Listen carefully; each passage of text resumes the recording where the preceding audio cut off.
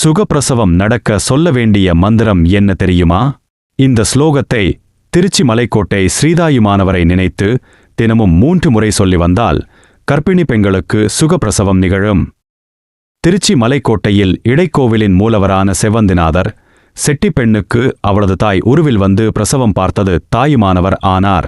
அந்நாளில் திருவரங்கத்திற்கும் திருச்சிராப்பள்ளிக்கும் இடையில் காவிரியாறு கரைபுரண்டோடிக் கொண்டிருக்கையில் நிறைமாத கர்ப்பிணியான தன் மகளை திருவரங்கத்தில் விட்டுவிட்டு திருச்சிக்கு வந்த ஒரு தாயால் காவிரியின் வெள்ளம் காரணமாக திரும்பச் செல்ல இயலாத போது இறைவனே அத்தாய் வடிவில் அவள் மகளுக்கு மகப்பேறு செய்வித்து தாயையும் சேயையும் காத்தருளினார் சிவபெருமான் என்று புராணங்கள் கூறுகின்றன.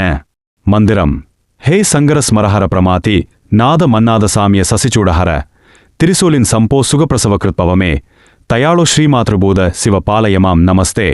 இந்த மந்திரத்தை தினமும் 3 முறை சொல்லி வந்தால் கர்ப்பிணி பெண்களுக்கு சுகப்பிரசவம் நிகழும் என்பது ஐதீகம்.